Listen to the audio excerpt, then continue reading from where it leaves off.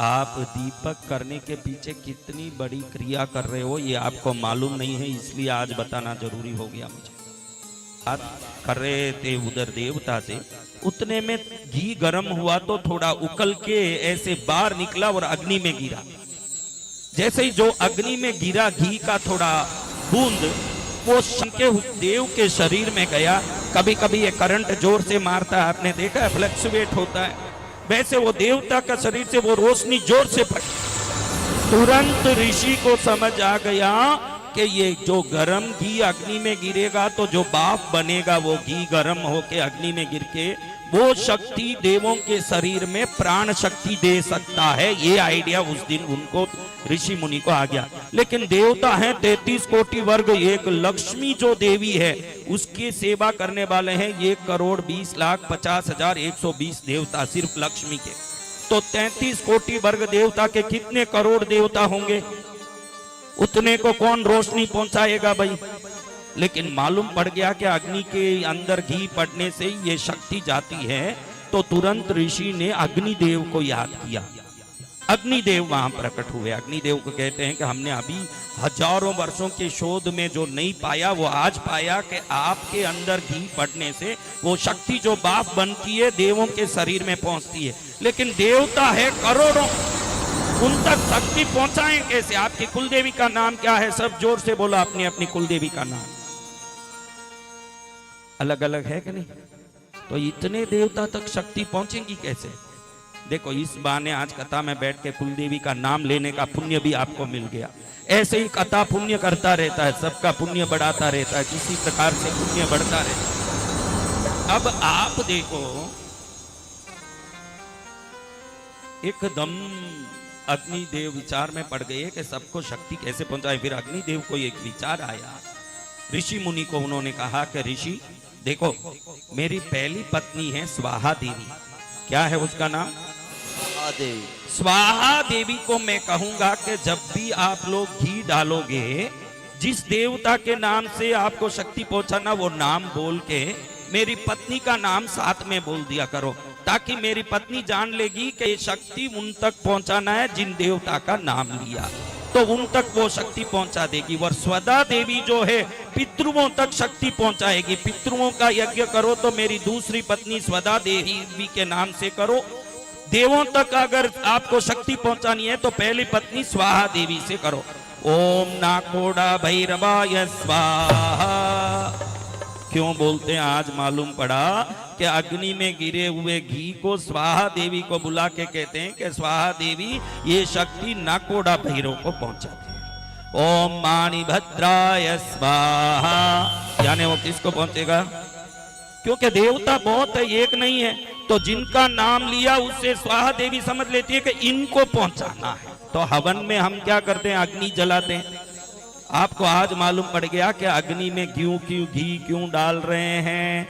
अग्नि में घी इसलिए डाल रहे हैं कि अग्नि में घी डालोगे तो घी भस्म होगा और जो बाप निकलेगा जिस देवता का नाम लिया, ओम गणपतये स्वाहा।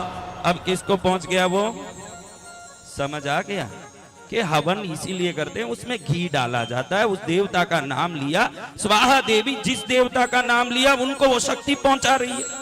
अब स्वाहा देवी का, स्वदा देवी का काम है पितृओं का। कभी श्राद्ध किया क्या? हवन, श्राद्ध का हवन किया। श्राद्ध में हवन कराओगे तो पंडित जी कहेंगे स्वदा, स्वाहा नहीं कहेंगे। स्वदा अग्निदेव की दूसरी पत्नी का नाम है। ये सुन के आप लोग ये मत सोच लेना कि दो दो पत्नियां होने से कितना अच्छा सुविधा है भाई। एक पितरों को पहुंचा रही है शक्ति, एक देवों को पहुंचा रही है। कल ये बहनें पूछने आएगी कि गुरुदेव आपने कल कथा की ना, आज मेरा पति दूसरा शादी करके आ गया, कि दो पत्नियां होने से फायदा है, एक देवों की पूजा करेगी न दूसरी। ये आइडिया तुम मत लेना, वो देवों के लिए है वो आइडिया। अब आप समझ लो कि ये कर्म ब्राह्मण करते हैं। ये जितना भी यज्ञ कर्म है कौन करते हैं? तो क्या सब लोग इतने पैसे वाले हैं कि रोज हवन करा सकें? कई लोग नवरात्रि में हवन कराते हैं, कई लोग आपके कोई विशिष्ट दिनों में, जैसे जन्मदिन हो, शादी का दिन हो, कोई पंडितों को, आप लोगों को भी मैं कहता हूं, आपका शादी के दिन में, वेडिंग डे में पिकनिक जाने से, होटल जाने से, घूमने जाने से आपको क्या फायदा हुआ?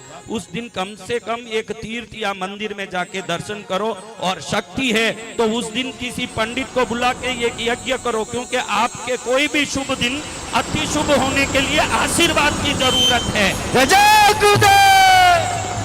एंटरटेनमेंट करने से आशीर्वाद मिलेगा क्या मेरे बच्चे? तू तो वही करता है। अभी जन्मदिन पर भी तू घूम के आया, मैं बोलता हूँ घूमने जाता है, कहीं घूमेगा फिरेगा। इंसान का काम क्या बेटा? बोल। जन्मदिन आया, होटल में चलो। देखो ये दारू पीने वालों की भी कला मैं देखता हूँ। एक आदमी दारू पी के आया, खूब क्या काई रे दारू पी रहा है, फेल हो गया महाराज, बहुत दुख हुआ इसलिए दारू पिया। मैंने कहा इसको कैसे समझाएं भाई, जाने दो अपनी, राम राम करो। निकल गया। थोड़े दिन बाद देखे तो एकदम दारू पी के आया। मैं क्या, क्यों रे दारू पिया? पास हो गया इसलिए दारू पी रहा हूं। आप लोगों को बहाना चाहिए, आप ही अंतरात्मा को टटा लो। आपको होटल जाने के लिए, घूमने के लिए कोई ना कोई बहाना चाहिए। आज संडे है, चलो।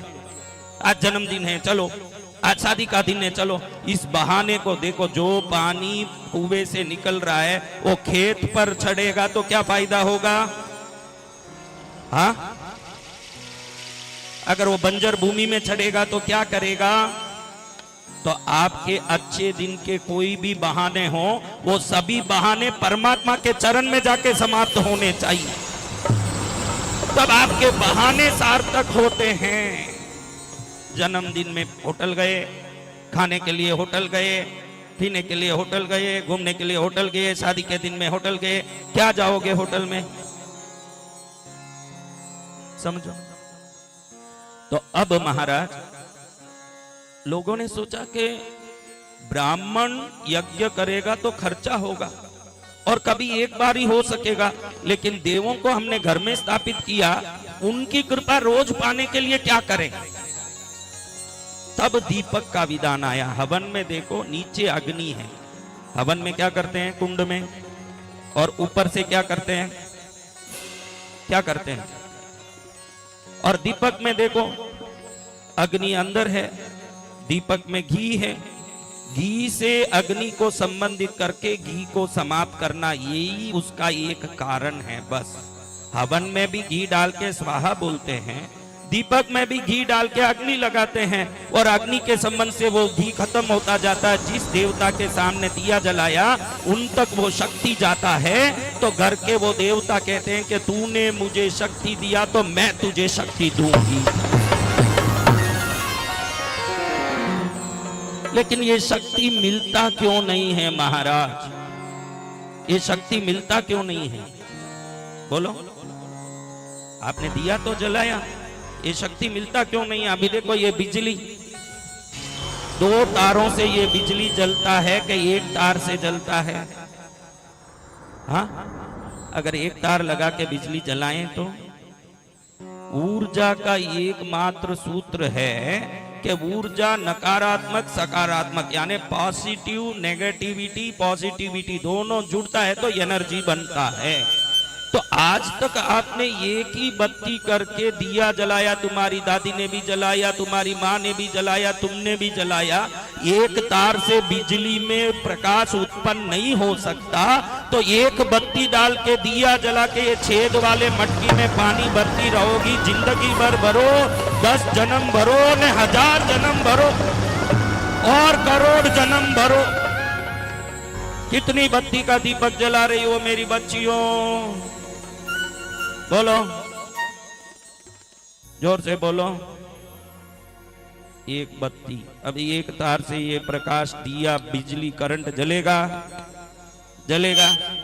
तो एक बत्ती से तेरा दिया भी छिद्र वाले मटके में पानी भरे। जैसे जिंदगी भर ये करते रहना, कुछ आएगा जाएगा कुछ नहीं। घर में शांति के लिए जिस दिए को जलाया, ज्ञान होगा तो छोटी क्रिया भी बड़ा फल देगा, अज्ञानता होगा तो। और दोनों बत्ती मोली की होनी चाहिए। मोली होता है ना, मोली कहते हैं राजस्थान में। क्या कहते हैं? लच्चा कहते हो, मोली कहते हो? लच्चा कहो या लुच्चा कहो, आप देखो दो तार से जोड़ के बत्ती करोगे, ऐसे कर करके देखो बहनें छोटी बनाती है ना, ऐसे दो तार से छोटी बना के काट काट के डब्बे में भर के रख लो लच्छे की, जब चाहिए तब डालो।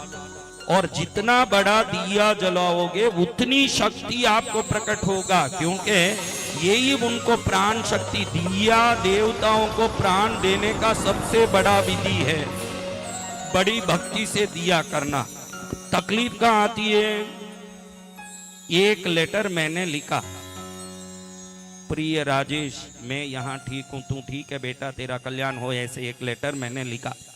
और एड्रेस में मैंने ऊपर लिख दिया राजेश उदयपुर, मुकेश बॉम्बे, नरेश दिल्ली, सुरेश चेन्नई, ऐसे 20 एड्रेस लिख दिया। अब ये लेटर कहां जाएगा? बोलो बच्चियों, कहां जाएगा लेटर? बोलो रे, वापस आ जाएगा ना, रिटर्न टू सेंडर।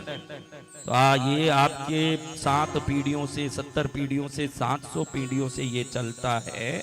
आप दिया करते हो 1 या 2, फोटो रखे हैं 25, अग्नि देवता देखे कि किसी को भी भेजूंगा ये शक्ति तो दूसरा लड़ने आएगा, रिटर्न टू सेंडर, जिसने दिया किया उसी को जाओ, सत्यानाश हो। हाँ, जितने दिए हैं उतने देवता रखना सीखो, जितना देवता है उतना दिया करना सीखो, नहीं तो जितना दिया कर सकते हो। आजकल जमाना हो गया ना, एक ही बच्चे हैं घर में या 2 बच्चे, पूछता हूं कि 2 ही बच्चे, भारत में सनातन राष्ट्र कब बनेगा भाई जब 2 बच्चे हों तो? नहीं महाराज, स्कूल फीस कौन भरेगा? नहीं महाराज, बच्चों को पालेंगे कैसे, हमसे नहीं होगा, इसलिए एक ही काफी है। अरे संसार का हाड़ मांस वाले शरीर को भी नहीं पाल सकते हो, इतनी तुमकी सतर्कता है तो संपूर्ण ब्रह्मांड की व्यापित शक्ति को 25-50 क्यों रखते हो? उसको भी एक ही रखो ने, ढंग से पालो, तुम्हारा कल्याण उसी से होगा। एक सदे तो सब सदे, सब सदे तो सब जाए। इसको मैंने बोला बच्चे यहां बोरिंग कर ले, पानी बहुत आएगा। कितना बोरिंग करना महाराज? 500 फुट बोरिंग कर ले, पानी जरूर आएगा महाराज। 500 फुट कर ले, बोरिंग जरूर आएगा पानी। 5 साल बाद उधर से निकलना हुआ, पूछा कि बेटा बढ़िया है, सब अच्छा है, पानी बढ़िया आया? क्या महाराज आपका भी बात सब झूठा झूठा है, कोई पानी नहीं आया, आपने जो भी बोला कोई होता ही नहीं है, पानी नहीं आया। अरे मेरी बात और नहीं हो, ब्रह्मा विष्णु महेश भी मेरी बात को इज्जत देते हैं भाई, कैसे नहीं हो? जय जय गुरुदेव। 500 फुट डाला क्या?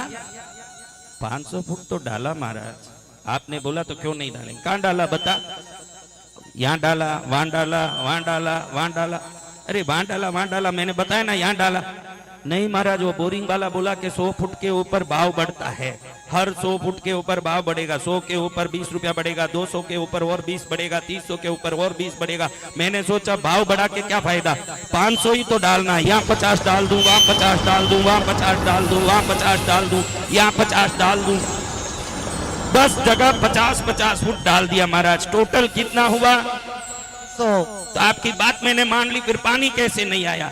अरे मेरे प्यारे बच्चे, पानी 500 डालने से आएगा, लेकिन 50-50 करके 10 जगह डालने से नहीं, एक ही खड्डा खोदेगा तभी ऊंडाई से पानी निकलने वाला।